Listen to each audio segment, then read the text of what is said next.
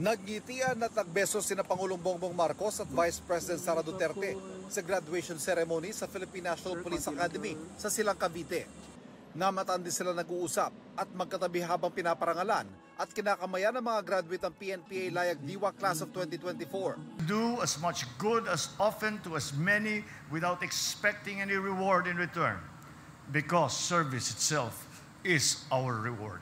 Ito ang una nilang pagkikita matapos unang napanood online ang paglalabas ng sama ng loob ni First Lady Liza Araneta Marcos laban kay VP Sara.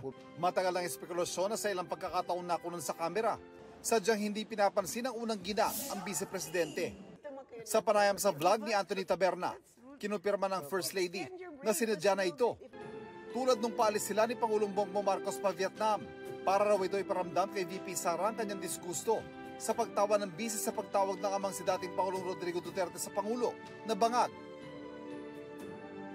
And I'm many things. I'm not a hypocrite. O, diyan, may departure time na, di ba?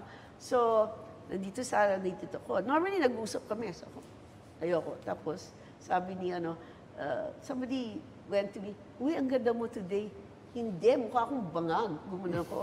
No reaction. So, hindi, bangag. Bangag is the name. I said the bangag is the word of the day. Yes. Talaga, no reaction. So yun, then after that, nung talaga, I stopped there. I do it again. Mm-hmm. I mean, that's not right. You don't do that. That's entitled politics. Sabi pa ng First Lady, maaari pang maayos ang kanilang relasyon kung hihingi ng paumanhin si VP Sara. Bad shot na yan sa akin. Ganun pa. Unless she says sorry or whatever. Maybe she will, maybe she crossed the line. And then going down sa Prague, nakita ko siya ulit, di ba? Sabi ni Bong, behave. Sabi ko, wrong person, honey. Sinagot din ng First Lady ang tanong tungkol kay Vic Rodriguez na naging Marcos campaign spokesperson noong 2022. Pero 2 buwan lang umupo bilang executive secretary. Ang sabi niya, may pinayo daw sa kanyang isang kaibigan bago makapo sa pwesto si Pangulong Marcos. Basically, she said, your only purpose is to make sure your husband is surrounded by good people. And that's what I do. I mean, and it's not because I get picon or whatever. When I see people doing things wrong, illegal, or using their power, then I tell Bong. It's up to him. Itinanggi naman ng unang ginang ang mga sabi-sabing under-desire ang Pangulo at nagkakasakitan sila. Ikinwento niya kung paano sila ng asawa.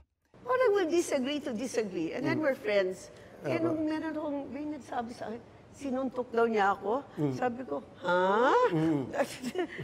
Or ako nagsuntok. Sinapak yung araw. Parang naman, parang liwayway movie yan, ha? Parang, hello, invent some more.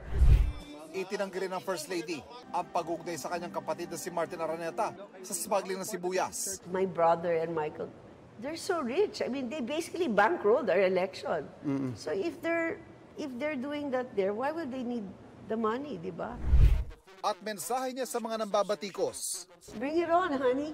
You're the size of your enemy. You're not my enemy, like I said. I will never stoop to that level. I will never stoop. There's such a thing as karma. Nang subukan ng GMA Integrated News sa kunin ng panig ni VP Sara tungkol sa mga pahayag ng First Lady, no comment ang kanyang sagot. Sinubukan namin kunin ng panig ng Vice sa PNPA graduation sa Cavite. Ma'am, magandang hapon. Magandang hapon. Hindi rin nagpa-interview roon si Pangulong Marcos.